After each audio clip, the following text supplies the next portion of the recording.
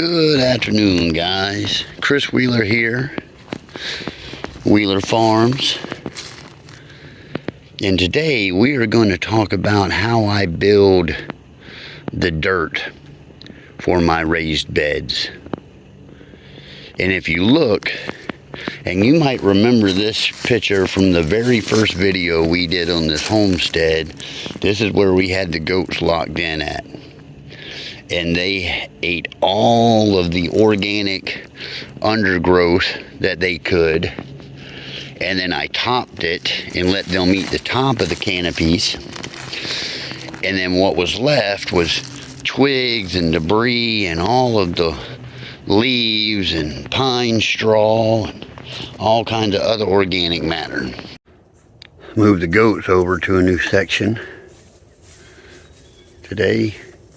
And I'm just showing you this now so I can show you what it looks like when they're done. It's been about a week.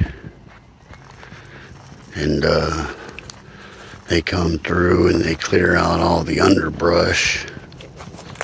And then it makes it really easy for you to get in there and just sort of top everything out.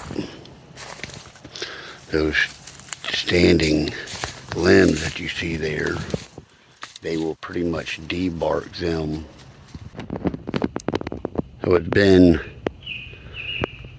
I don't know, less than 2 weeks. And these guys have been in here. And this is what it looks like. They have eaten everything. I've given them some supplemental hay. I'm still feeding them really well. I want them to debark all of these standing poles here. I'll use them for something. If you look out there, you can see that the underbrush is eaten down and most of these young saplings were topped. And that's what you're seeing laying on the ground. And the goats have devoured all of the edible portions off of it. But what you're looking at there is a large amount of biomass, compostable material for an organic garden. So I scrape just the top level of the soil to get the organic matter. I don't really want to pull the dirt out of my forest.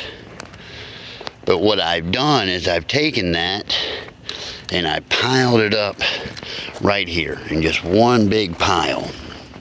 Now it might take, I don't know, a little while, maybe a month or two, because I've given it a little bit of nitrogen boost and some proteins and different things that I put in there that's going to help jumpstart the composting process. And when this breaks down, I will just line this up wherever I want my beds to be. Alright guys, so right now I'm sort of digging out berms to set up little permaculture garden beds. What I have done, you see the elevation here drops pretty fast, and I'm going to make little terraces here, big enough for me to drive the tractor across. I'm going to put a trough inside of them to gather water on the way down, and then my growing medium I'll place inside of it and build it up. This will be a constant thing where I'm adding organic matter to these beds. If you look, you see that pile over there? That is another pile of debris, and some from here and some from jobs. And that pile right there will largely be used to make these middle section beds that I haven't gotten to yet. I'll dig out me a little a berm in both of these places, and I'll pile that dirt inside of there. Now here's another pile, and this one is almost completely composted down. This will probably be one of the first ones that I use. I've been adding material to this over and over again for quite some time now, and I would say that this is definitely ready to be used in one of my garden beds. Yeah, I'm really happy with the way this one turned out. So I won't till, I'll just make big mounds of organic composted soil that I got right out of the forest. I'm gonna bring my chicken tractor over, and I'm gonna lock my chickens in on top of this. I will feed them, I'll water them there, but they are going to scavenge through all of this leaf litter, and they're gonna eat a lot of the insects that I do not want. Nematodes and grubs and different types of stuff. They're going to fertilize it, and they're going to help me sort of spread it out and level it out. They'll do a lot of work for me, and it's time consuming. It takes a while, but once you get it done, the bed is going to be set for quite some time. So there's the little chicken tractor set up on top of that bed, and I will leave them here for a little while, maybe a week, maybe 2 weeks. It depends on how they do with that ground there. When it starts getting sort of damp and flat and tilled in, then I'll move them, and then I'll just pick up the whole chicken tractor without letting them out and slide it down to the next bed, which will be about right here. So you can see how that area has been sort of cleaned and cleared, and I will put grass seed in here and make this like a little pasture for the goats. And then I will rotate their grazing from one paddock to the other and let them eat it down, not mob grazing, but rotational grazing. If I decide one of those paddocks I want to put a garden in, then I will mob graze it, and I'll have them turn it completely to dirt. And I have brought these goats and put them inside of these salad beds. I'm hoping they don't do too bad with my garlic that I got there. But what I'm going to let them do is eat down all the stuff that's growing in here now that I don't want. That salad mix is absolutely done. It might be the 1st of May. It's that salad mix is already started to bolt. The leaves have gotten way smaller. It's starting to taste better, so I'm not going to get high quality cuts off of it anymore. So what I do is I'll put the goats in here, and I'll let them have their way with it, and I'll give you a look at that in just a second to show you what it looks like when I take them back out. Alright, so these guys been here for about 24 hours.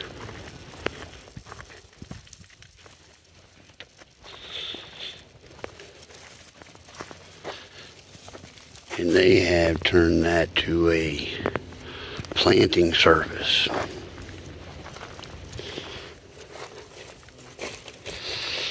And then I'll start making my beds on it. That will be a continuous process here. You can use this technique to build beautiful organic garden beds right on top of even the hardest of clays. Where I go through, I scrape up the organic matter, pile it up, compost it, get it ready to make beds, and then make paddocks for the goats, and then let the goats prepare that for me to make garden beds there later on. That clay right there is hard. You'd have to use a pickaxe to break at it. All the way the tractor will barely scar it. But you don't necessarily have to move the dirt. I like to make a berm, but you can just pile the organic matter right on top of the hard ground. And the plants and the organic biomass, they'll do the work for you.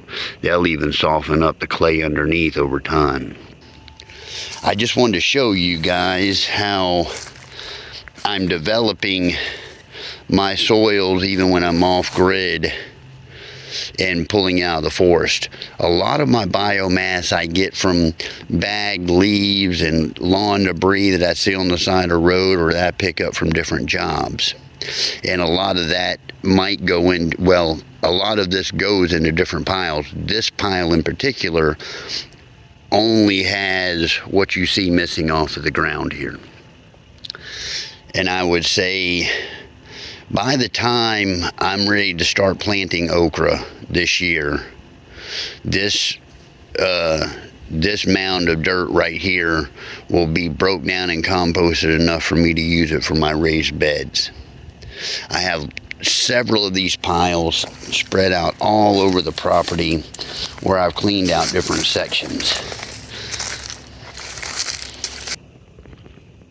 So there you go, guys. A good way to build the biomass, the organic material in your beds, and produce some beautiful organic produce. This is a very sustainable practice, something that you could do over and over every season without causing much damage at all. Hope you guys like this quick little video on building soil and how I do it and how I'm doing it even from an off-grid setting. If this is something that you're into, I got lots of other videos on topics like this. Please click like, subscribe if you haven't already, and I'll be back with some more great content just like this. See ya. Bye.